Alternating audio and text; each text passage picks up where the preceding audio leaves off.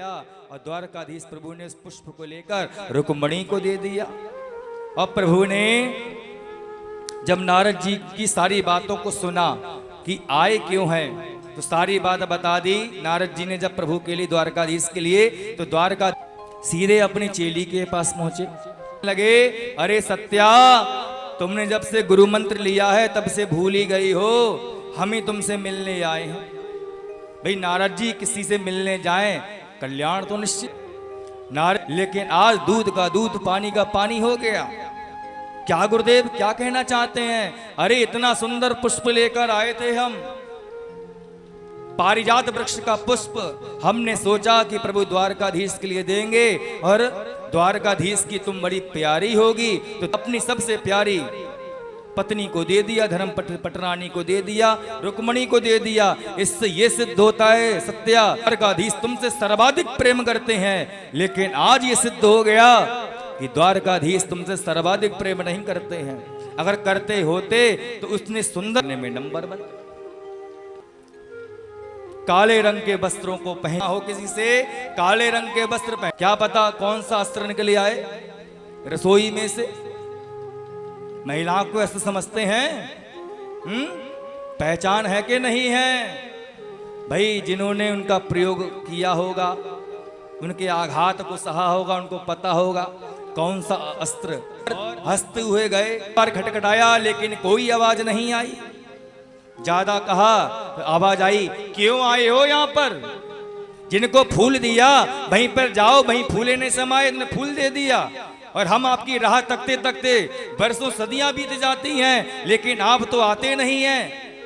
हमारे गुरुदेव इतना सुंदर पुष्प लेकर आए, लेकिन आपने वो पुष्प को मुझे नहीं दिया। मुझे बड़ा खेद है आपसे प्रभु। द्वारकाधीश प्रभु ने कहा, अरे द्वार तो खोलो। जब बहुत कहा, द्वार खोला तो देखते क्या है, सत्यभामा जी संपूर्ण वस्त्र कृष्ण वर्ण के पहने, काले रंग के वस्त्र। बहुत मनाया कन्हैया ने, तब कहीं मानी, और फूल पे बिल्कुल ना मानी। द्वारकाधीश प्रभु को कहना पड़ा कि चिंता मत कर, कन्हैया सबसे चतुर है। अरे जब फूल लेकर आए थे मुझे बड़ा दुख हुआ। मैंने सोचा कि मेरी सबसे प्यारी रानी तो तू ही है, तुझे पुष्प दूंगा ये अच्छी बात नहीं है। तुझसे सर्वाधिक प्रेम करता हूं, तो तुझे तो पूरे फूल का वृक्ष ही दूंगा। मैंने फूल जो है रुक्मणी को दे दिया, उससे कम प्रेम करता हूं, सर्वाधिक तो तुझसे ही करता हूं। चल मैं तेरे लिए पूरा वृक्ष लेकर आता हूं, यहीं लगा दूंगा, रोज फूल दिया करूंगा। इतना कहा, सत्यभामा जी फूले ना समाये। गुरुदेव तो फूल लेकर आए थे, और हमारे पति परमेश्वर पूरा बगीचा देने को तैयार है। चलो कहां चलना है, कहां मिलेगा फूल? तुरंत वस्त्रों को बदल दिया और सुंदर साड़ी पहनकर सत्यभामा जी जो है रथ पर सवार होकर चल दी। मार्ग में ही भौमासुर की गुफा पड़ी। जैसे ही पहुंचे प्रभु सत्यभामा जी को लेकर, तो देखते क्या है कि भौमासुर की गुफा के द्वार पर ऊपर एक राक्षस था जिसका नाम था मुर। प्रभु ने एक तीर चलाया, मुर नाम का राक्षस तो है वहीं पर धाराशाही हो गया, मर गया। मुरारी भगवान की जय। मुर नाम के राक्षस को मारने के कारण प्रभु का एक नाम और पड़ गया मुरारी। आगे बढ़े तो भौमासुर मिला। भौमासुर ने अपने बाणों के प्रहार कर करके प्रभु को परेशान कर दिया। प्रभु ने नाना प्रकार के बाण चलाए, लेकिन एक भी बाण काम नहीं आ रहा है। क्यों? क्योंकि पृथ्वी मैया को पहले ही वचन दे दिया है।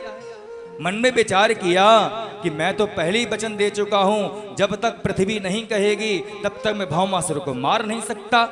फिर मन में विचार आया, ये जो हमारी पत्नी धर्मपत्नी है ये पृथ्वी का ही अंश है, अगर ये कहें सत्यभामा तो एक बार में ही मर जाएगा, एक बाण चलाते हैं।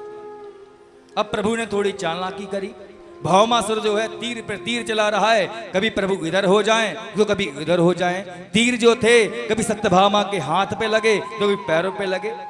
सत्यभामा ने कहा, प्रभु ये क्या कर रहे हैं, ये दुष्ट मुझे मार देगा, आप इसे मारते क्यों नहीं हैं? जब सत्यभामा जी ने कहा, प्रभु चाहते भी यही थे, ये कहे तो सही। जब सत्यभामा जी ने इतना कहा तो तरकस से बाण निकाला और एक बार में ही मंत्र बोलकर जैसे ही बाण को मारा। अब जो भौमासुर था, तीर लगने के कारण उसके प्राण निकल गए।